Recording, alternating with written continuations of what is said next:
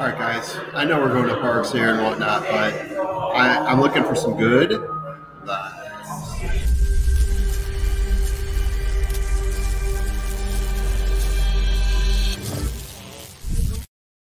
Just some profits for another week. We got ourselves a full field rundown here of the Pennsylvania Derby. Yeah, we're going to Parx for this one. Parx. What are we doing at Parx? Going Philly Town here. That's a mainline Philly. That's right. We are going to Parx for the Pennsylvania Derby. 9 furlongs. It's a G1. That G1 is worth $1 million. and not a penny more at Parx. 9 furlongs on dirt, as I mentioned, this Sunday coming up, September 21st. We have 11 horses entered in. We got some that are just absolute clunkers and some that are rather interesting. I thought it was interesting. I'll try to stay away from that word. It's a little overused in my opinion, but we'll get to those horses in a moment here.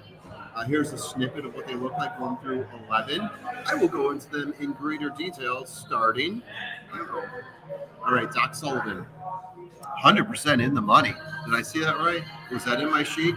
You got that right. 100% in the money. Michael Maselli. Jose Ortiz on the mount on this one. Second at the 9 furlong Albany Stakes. 5 horses in that race. Want to note that. It was at Saratoga, sitting 4 lengths back, closing to come within 1 length of Pandagate. That name will come up again, as the horse also finished second at the 8.5 furlong New York Derby at Finger Lakes, stalking the pace, getting overtaken by, you guessed it, Pandagate at the very end, 3 1/4 lengths behind. Winner of the Mike Lee Stakes at Saratoga, only 7 furlongs in that one though, beating Grand Opening by 4 lengths.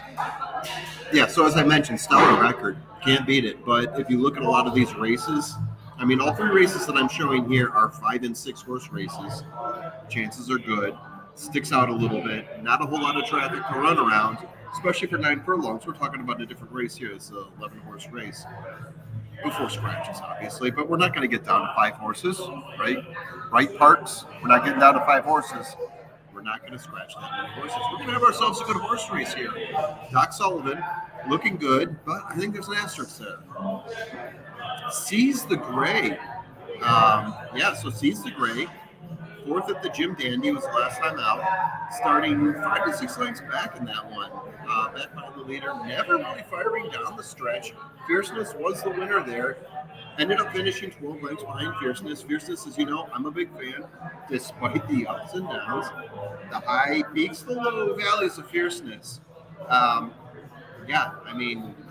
Fierceness. I'm going to whip it out here. Fierce. That's enough of that. Okay, so yeah, Fierceness definitely pounding him into the ground at the Jim Dandy. 7th at the Belmont for Seize the Gray. Obviously, Seize the Gray was coming off of a Preakness win earlier over Mystic Dan. A bit tired from the Preakness. Belmont is a long one.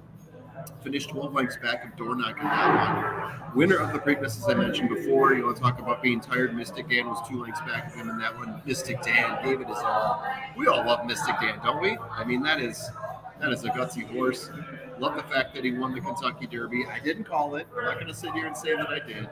Love the fact that he gutted it out and went back to the Preakness and really gave it his all. Horse also the winner of the Pate Mile, sitting close to the base in that one, closing down the stretch for a 1 1/4 length win over Nash. Horse that I was sky high on months before the Derby, and then dirt low on leading up to it, obviously. Obviously wasn't geared towards the Derby after a number of disappointing finishes. But we're talking about Seize the Gray.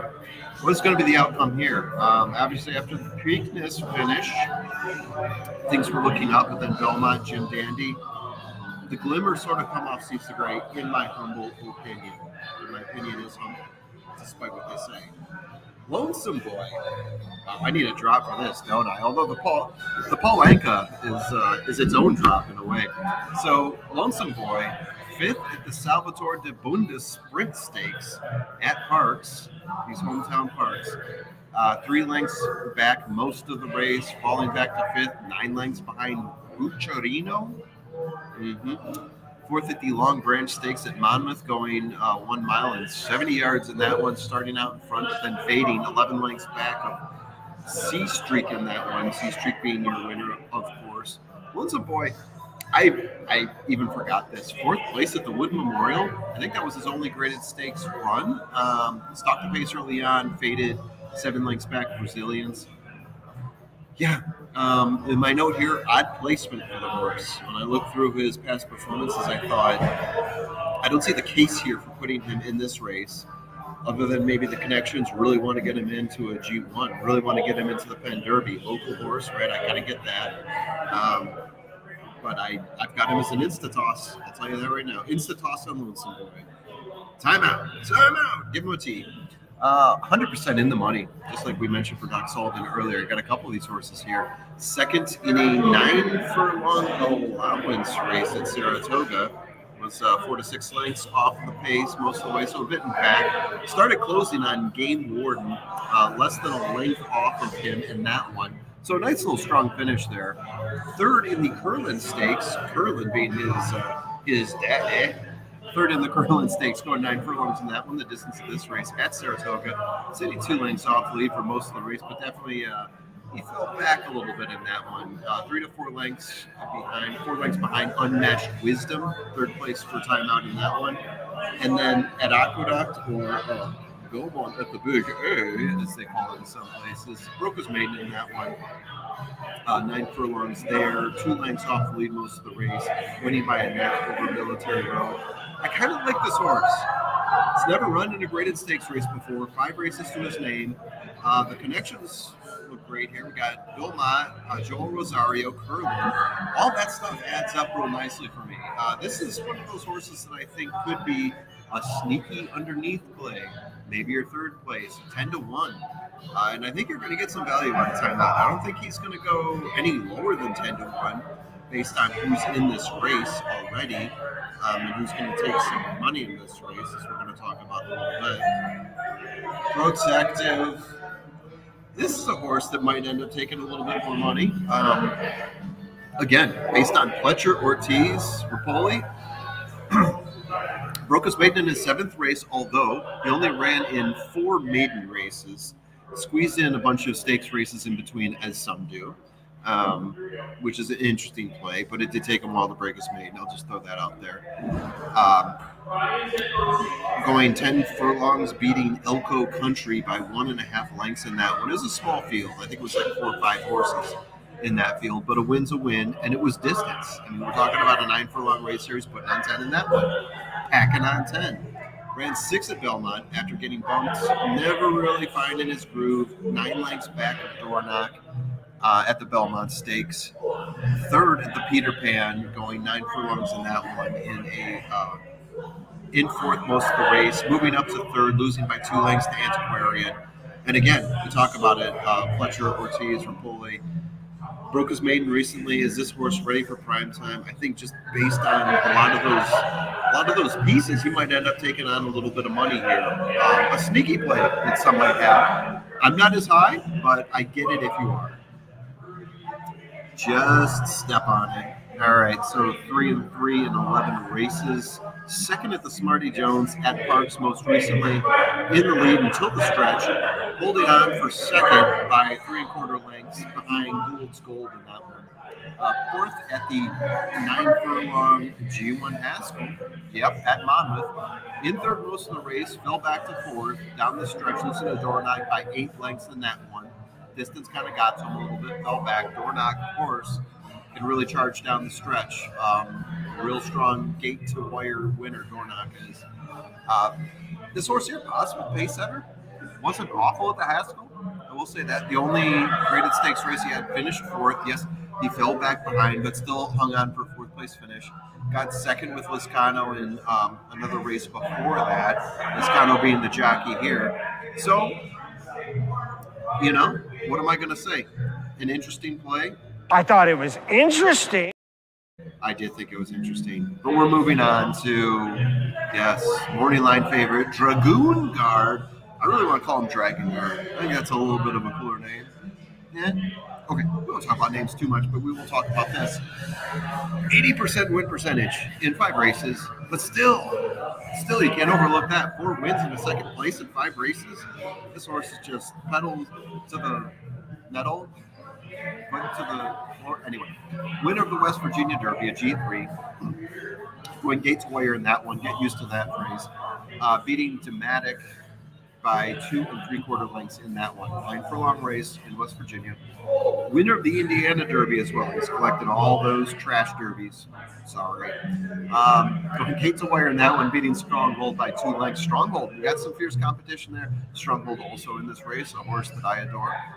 Impressive in 5 races to date, yes. Has he faced the biggest fields? No. Has he faced the strongest fields? No. Brad Cox, Florent Giroux, arrogate, or arrogant.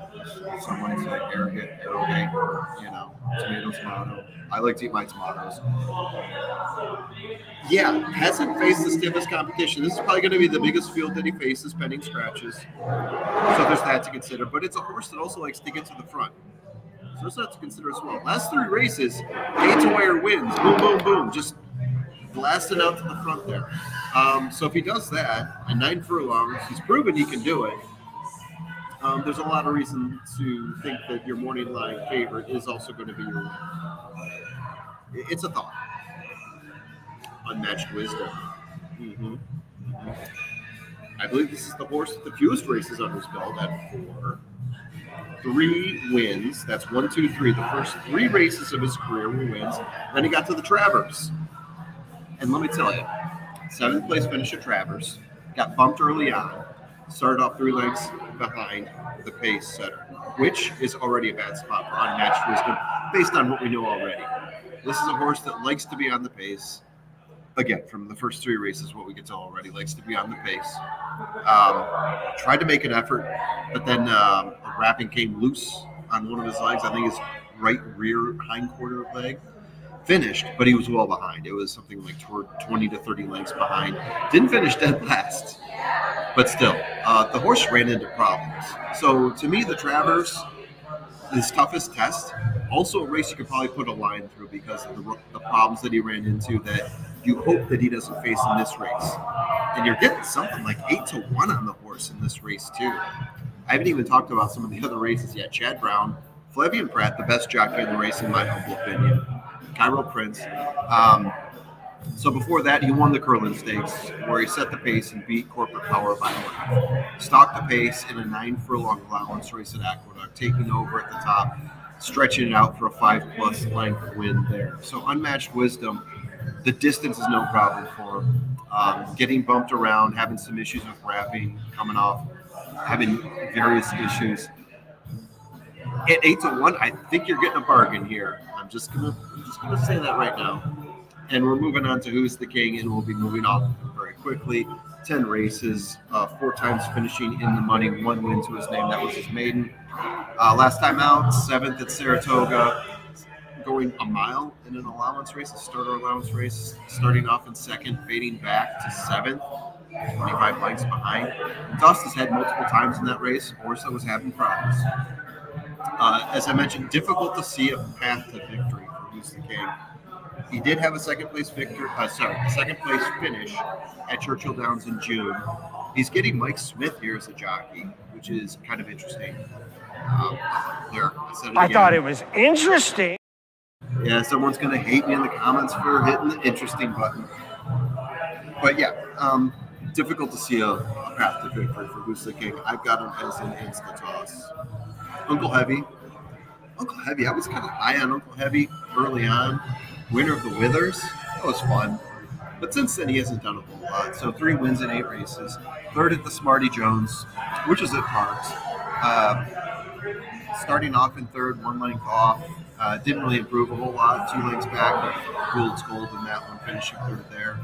5th at the Ohio Derby, 9 furlong race there, sitting way off the pace, 9 lengths back. Making his way up to 5th, but still, he's 10 lengths off the bat and down. 6th at the Preakness.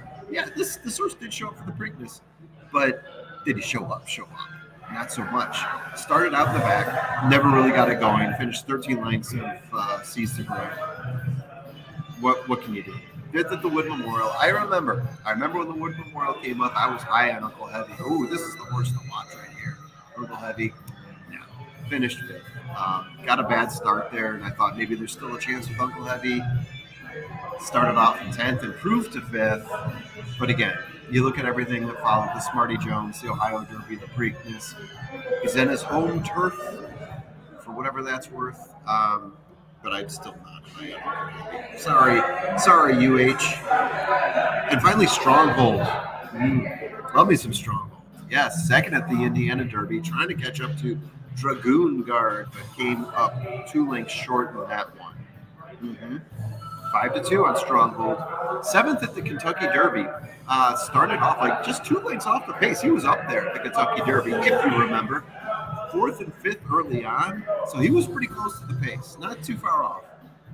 But then he started fading back, finished 7th behind Mystic Dan. That was 13 lengths off of Mystic Dan. So he was one of the horses that it's like, oh, it's that Kentucky Derby, right? Winner of the Santa Anita by a neck over Imagination after running in 4th for most of the races. It's a horse that does usually come from a little bit in the back. I would call him a second-tier horse. So him starting off the Kentucky Derby at 4th and 5th was a little bit of a surprise to me. Winner of the Sunland Derby. Second at Los Al. Winstock was the winner in that one. And, of course, the Bob Hope finishing second to Nisos. Where's Nisos been, by the way? Nobody knows for sure. Would love to see Nisos run in a race again because that horse looked like the Shills. Yeah, I mean, great record for Stronghold. So what do we got here? We are at the end. What am I going to say about this? My safe pick here is Stronghold. I like the value you get on Stronghold of the 2 safe picks over Dragoon Guard. I'm thinking maybe this time Stronghold, maybe he's got a better system here. Maybe he's got a better strategy for beating Dragoon Guard. I would rather put my money on Stronghold. Here's my safe play. Dragoon Guard, I mean, looks like a world beater. But is he? I know he's beaten Stronghold most recently, but maybe with a little bit of traffic, maybe with a little bit of pace pressure, maybe it's Stronghold's day. I think it could happen. My value play, I was bumping him up. The Chad Brown horse, Unmatched Wisdom. Do like that horse a lot. You cross out the Travers, and you got a pretty good horse there, right? So, Unmatched Wisdom, value play. I think you're getting 8-1 on him. If we go through my top 4 here, Stronghold, Dragoon Guard, that seems like a pretty strong exacta box to me, actually. Those two. You're not going to get a whole lot of value out of them. Maybe hope for a horse to tire. It would be Dragoon Guard. And then you've got a horse like Unmatched Wisdom or Timeout even. I like Timeout a lot here too. 10-1. The fresh Bill Mott horse, pulling him out, coming kind of out of nowhere. It's looked pretty good so far. 100% in the money. Timeout. I do like that horse. So there you go. Stronghold, Dragoon Guard, Unmatched Wisdom, and Timeout. So, wow, 18 minutes. It took us all the way up to 18 minutes. See it coming over the beer menu to the right of me there. 3.6 BAV. That's not too bad. I can try to remember that. Anyway, it was great seeing you all. Good luck at the races. Good luck to anyone who bets on any of these horses and any other horses. And I will see you guys.